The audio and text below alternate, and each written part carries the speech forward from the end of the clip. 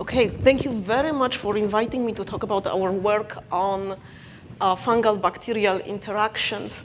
And when I say fungal bacterial interactions, I really mean fungal interactions with their bacterial endosymbionts.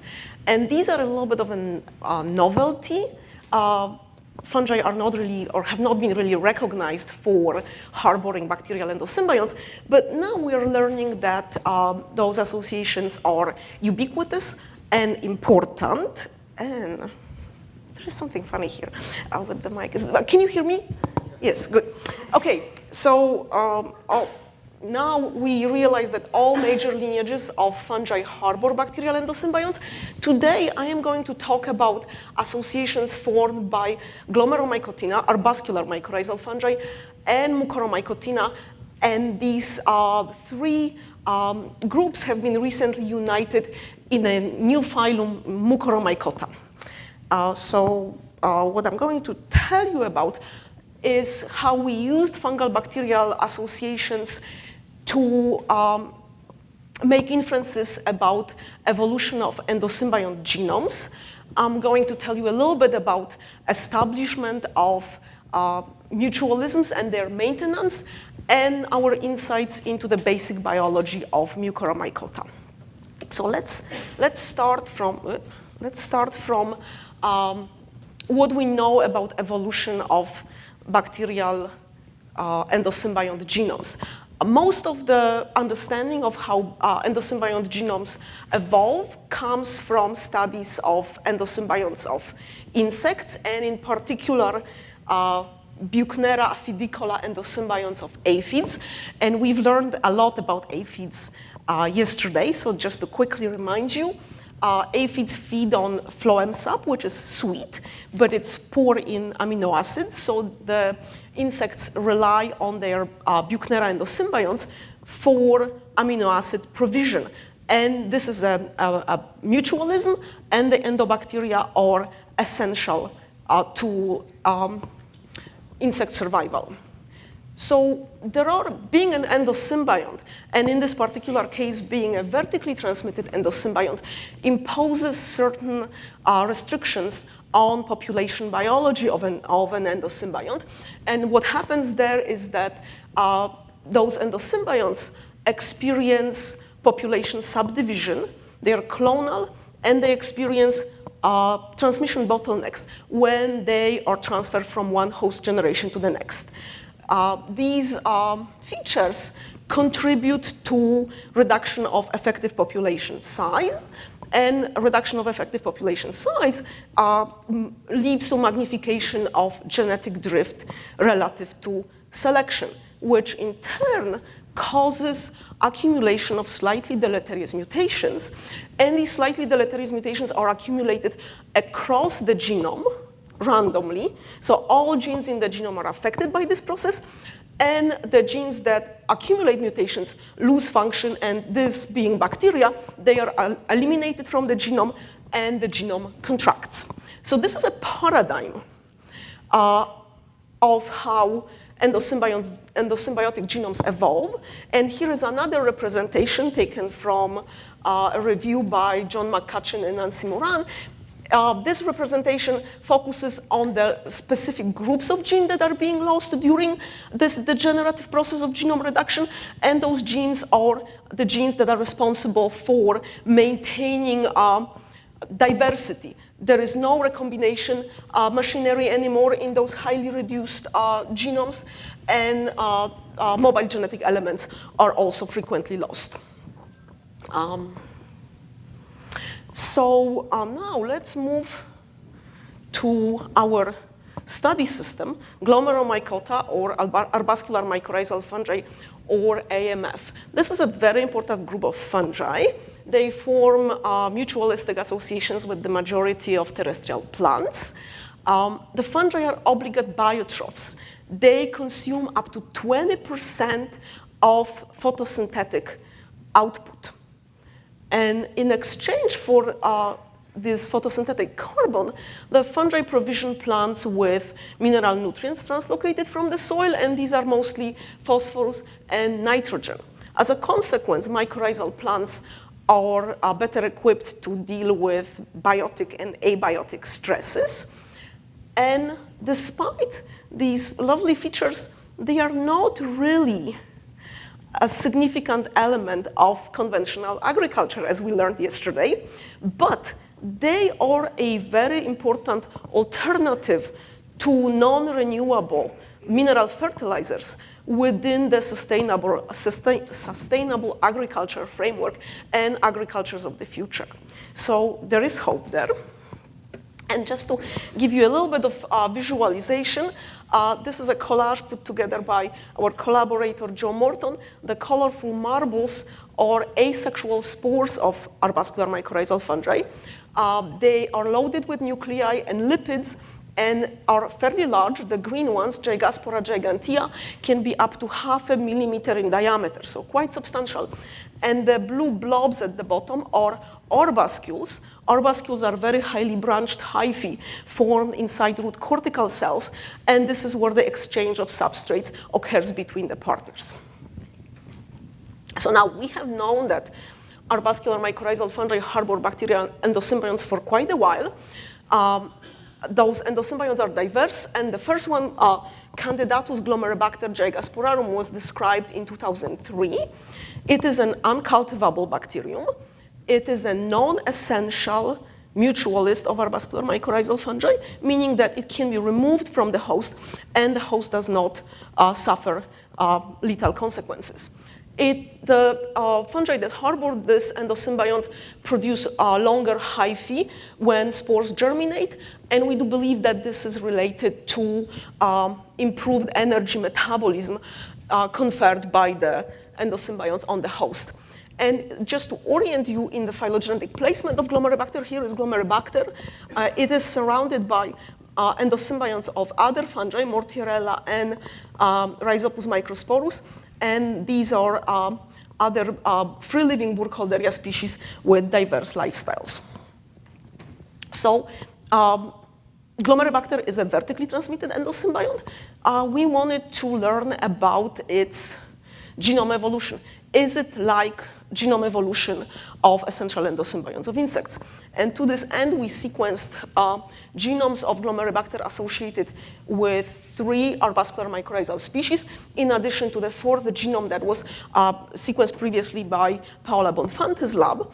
And we found that the genomes are about 2 megabase in size.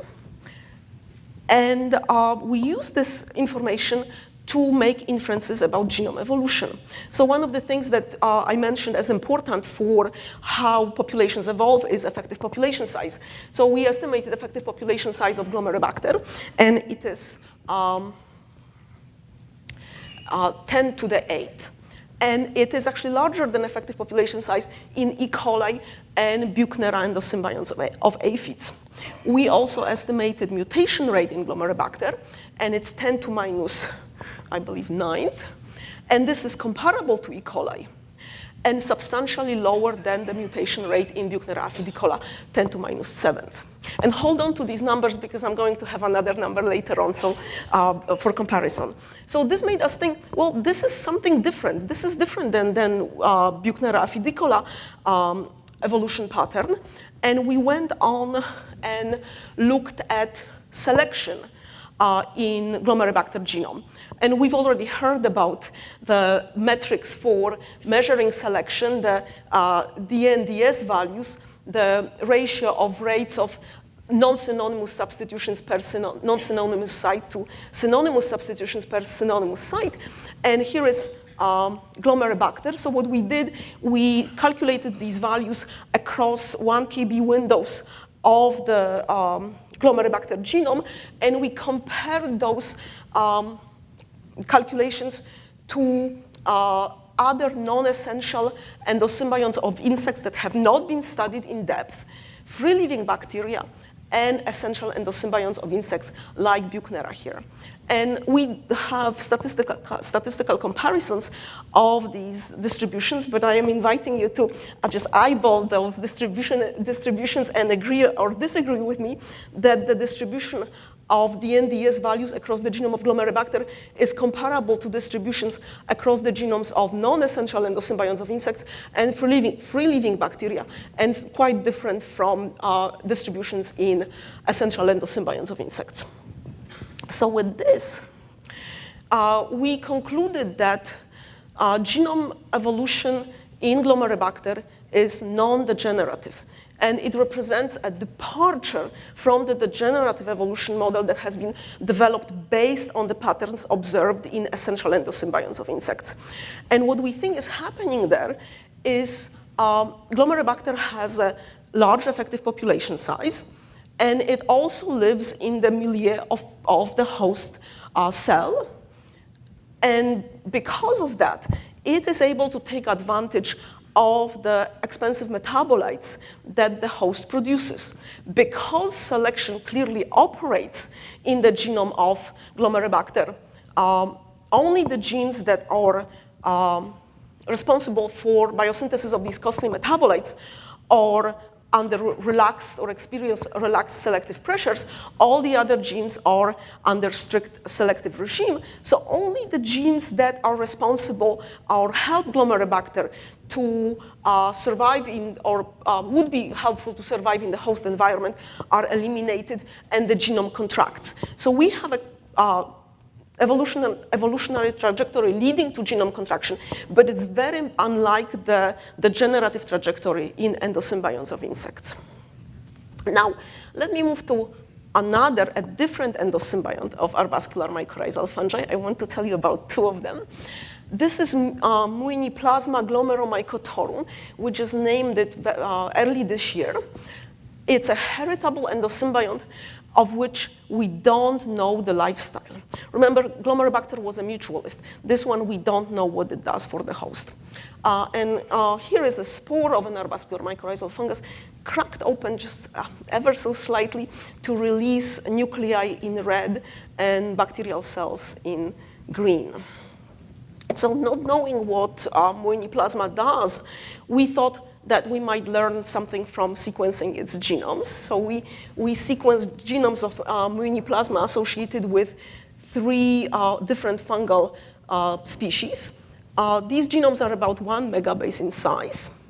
We haven't learned anything from these genomes about the lifestyle of Moeniiplasma, but we've learned cool stuff about its evolution. So using genomic sequences, we were able to place Moeniiplasma within the Mycoplasma pneumoniae clade of mycoplasmas. It is a case of, we believe, a host switch.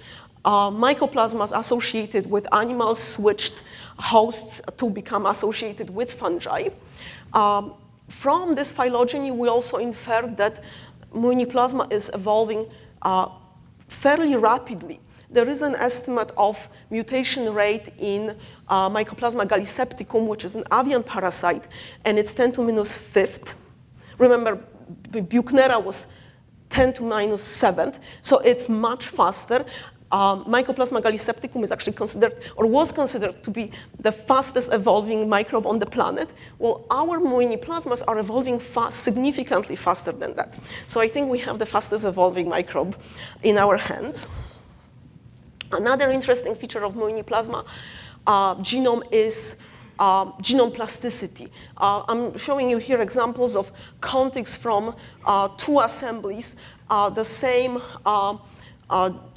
gene content surrounded by very different genomic context. And we attribute those disruptions in gene synteny to genome plasticity.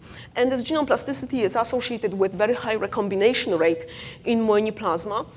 We estimated the ratio of recombination to mutation to be 1.3.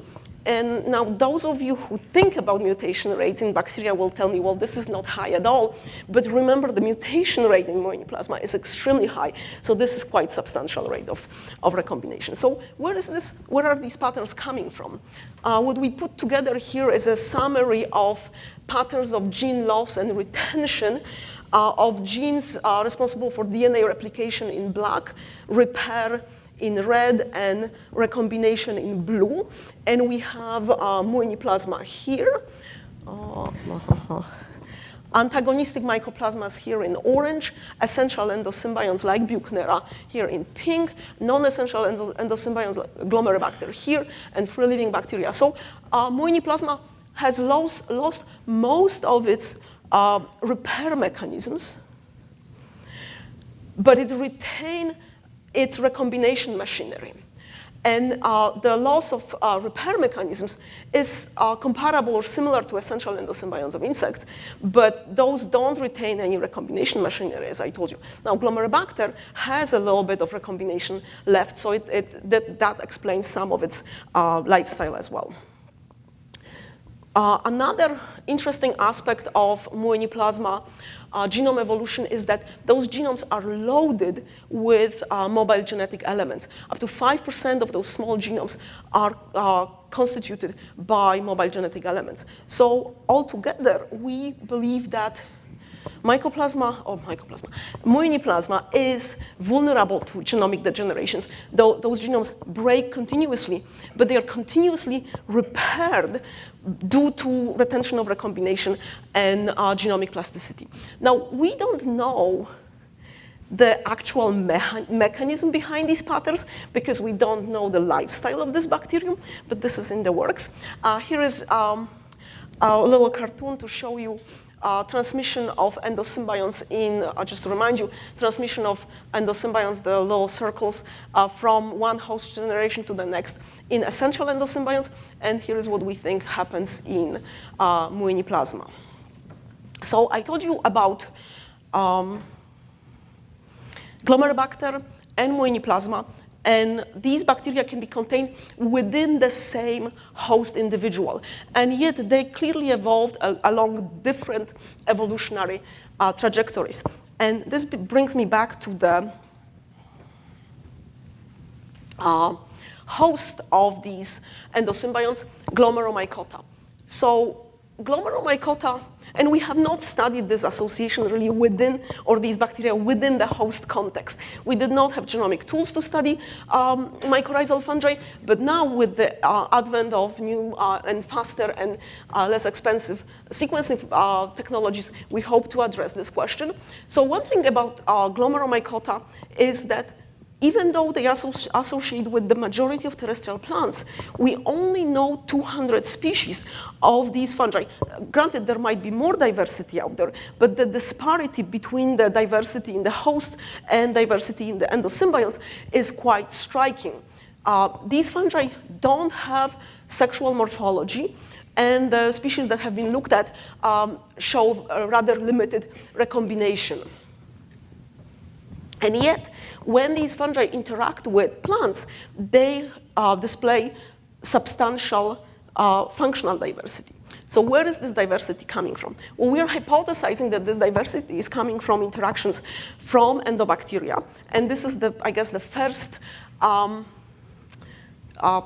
or the first observation idea that I would like to leave you with. And let me move now to my next story, which is the symbiosis of Rhizopus microsporus with Burkholderia endobacteria. This is a different system. Now, here's the phylogeny of fungi, Glomeromycota, or right here, I just talked about those. And here are Mucoromycotina and our model species, Rhizopus microsporus. The reason why we were attracted to this symbiosis is that it can be manipulated readily. Mycorrhizal fungi are difficult to grow. They have to be grown in association with plants. Their bacteria are uncultivable, so we can learn cool stuff about their evolution, but we cannot really do much functionally with them.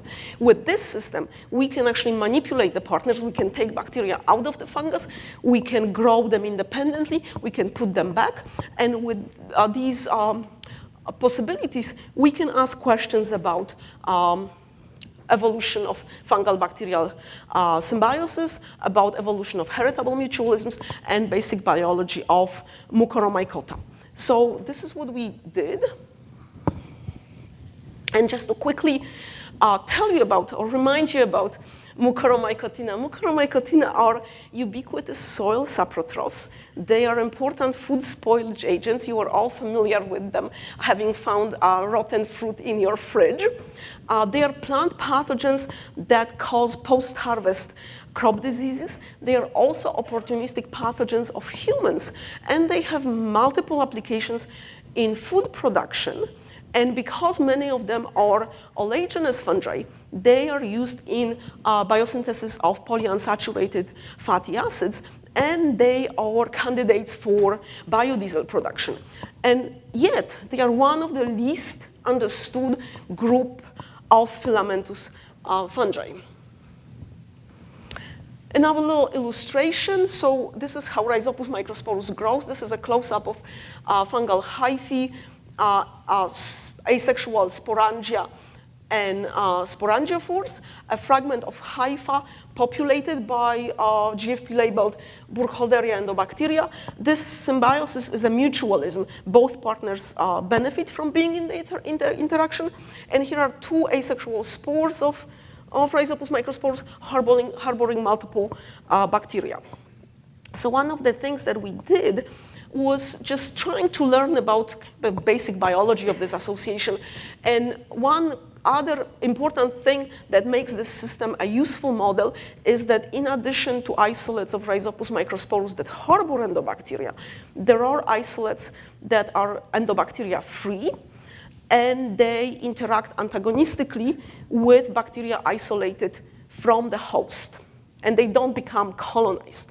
So what we did, we conducted a transcriptional profiling experiment where we grew cured host with bacteria isolated from it here, and the non-host with bacteria isolated from the host, and sampled before the partners came into contact, and compared those profiles with partners grown individually. And we did the same at the time point right after the partners came into contact. And we did a very, I guess, conventional transcriptome analysis. And I am not going to bore you with the lists of genes. I'm just going to tell you what we inferred about the processes that occur when the partners interact. Well, the partners sense each other from the distance. Bacteria engage symbiosis factors, and the non-host is clearly antagonized by the compounds, which we don't know yet, produced by bacteria, and tries to and engages in detoxification of these compounds. Both host and non-host alter their or appear to alter their cell wall architecture, and this becomes more apparent after they come into contact. The host is altering its cell wall structure in a way that makes us think that it's facilitating endosymbiont entry, and the non-host is protecting itself from bacterial invasion.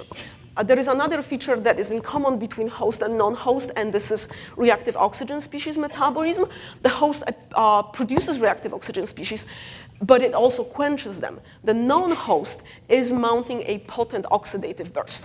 Now, these are the similarities and differences, common similarities and differences. But what I would like to focus on are responses in the host to accommodation, or what happens in the host to accommodate the entering bacteria. And one particular segment of these responses is related to HOG-MAP kinase signaling pathway and lipid metabolism. We investigated this a little more in depth. We mapped all the genes in the host lipid metabolism that were upregulated in response to bacteria onto the lipid metabolic network of yeast, which is well understood. And one thing that came from this, became apparent in this analysis, was that the two topmost upregulated lipid biosynthesis genes, DAG kinases, are actually specific to lower fungi. Those genes that are affected by endosymbionts are not found, they don't have homologs in higher fungi. Now, I should say that Rhizopus microsporus has DAG kinases that have homologs in higher fungi, but they are not affected by bacterial endosymbionts.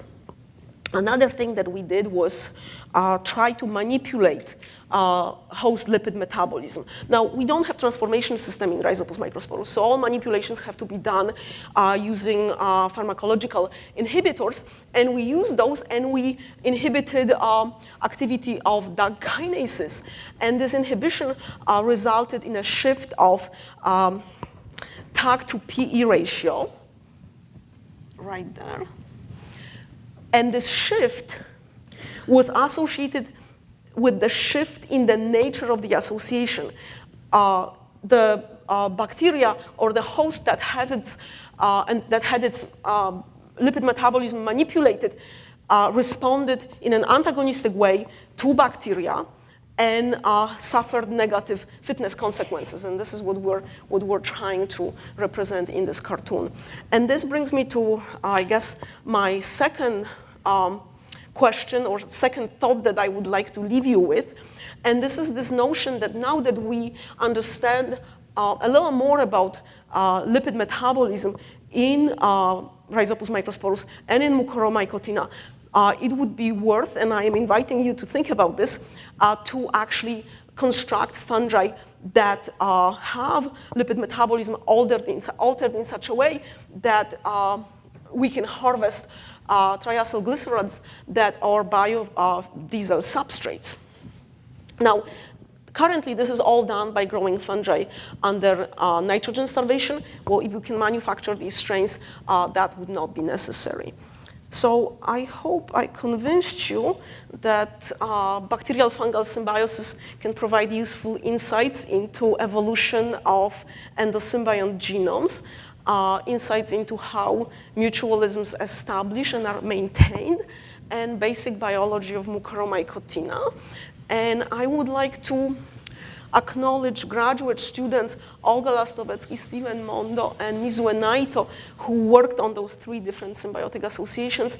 And the work on the Rhizopus Burkholderia symbiosis would not have been possible without the fungal and prokaryotic groups at JGI. Thank you very much, and I'll be happy to answer questions if there are any.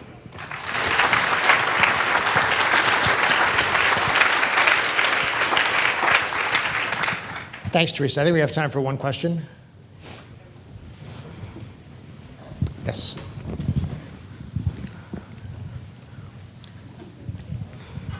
Hi, great talk, thank you.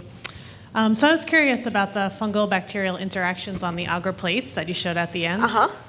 Did I hear you correctly that those were under nitrogen limited? No. That was something else. No, we were growing them on regular microbiological media. Bacteria are grown on a different medium than the fungus because they don't like the fungal media, so that's why you saw the little circle there. No, we don't grow them under nitrogen starvation. We try to keep them happy. Okay, so that was a rich medium in terms of both nitrogen and carbon. Okay, thank you.